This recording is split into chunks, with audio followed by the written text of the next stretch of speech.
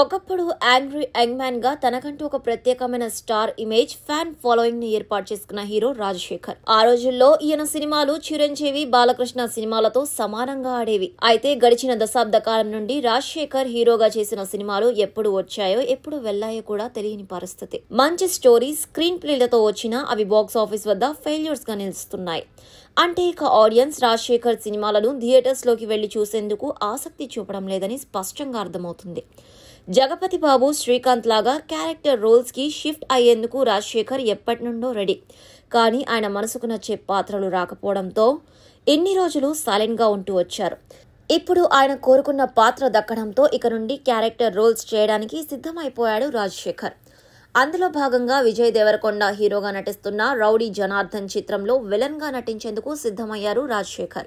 Recent గా ఈ చిత్రానికి సంబంధించిన రాజశేఖర్ లుక్ టెస్ట్ జరిగింది. ఆయన లుక్స్ వేరే లెవెల్లో ఉన్నట్టు ఇండస్ట్రీ వర్గాల నుండి వినిపిస్తున్న టాక్.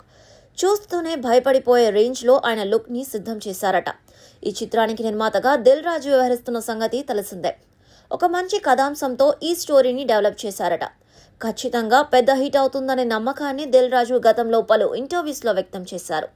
ఈ చిత్రానికి రవికిరణ్ కోలా దర్శకత్వం వహించనున్నారు. ఈయన గతంలో రాజావారు, రాణివారు అనే సినిమాను దర్శకత్వం వహించారు. కిరణ్ అబ్బవరం మొదటి సినిమా ఇది. కమర్షియల్ గా మంచి సక్సెస్ అవడమే కాకుండా ఒక అందమైన క్లాసికల్ లవ్ స్టోరీగా పేరు తెచ్చుకుంది ఈ చిత్రం. అలాంటి ఆహ్లాదకరమైన సినిమా తీసిన రవికిరణ్ కోలా ఇప్పుడు ఇలాంటి మాస్ సినిమాని చేసేందుకు సిద్ధమయ్యారు.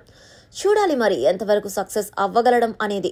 ఇకపోతే రాజశేఖర్ కి చిత్రం నుండి సెకండ్ ఇన్నింగ్స్ మొదలైనట్లే అని చెప్పొచ్చు. హీరో జగపతి బాబు సెకండ్ ఇన్నింగ్స్ ఒక సెన్సేషన్.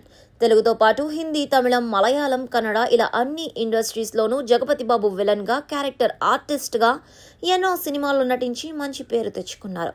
రాజశేఖర్ కూడా ఈ రేంజ్ కి వెళ్తాడా లేదా అనేది ఈ సినిమాతో అర్థమైపోతుంది.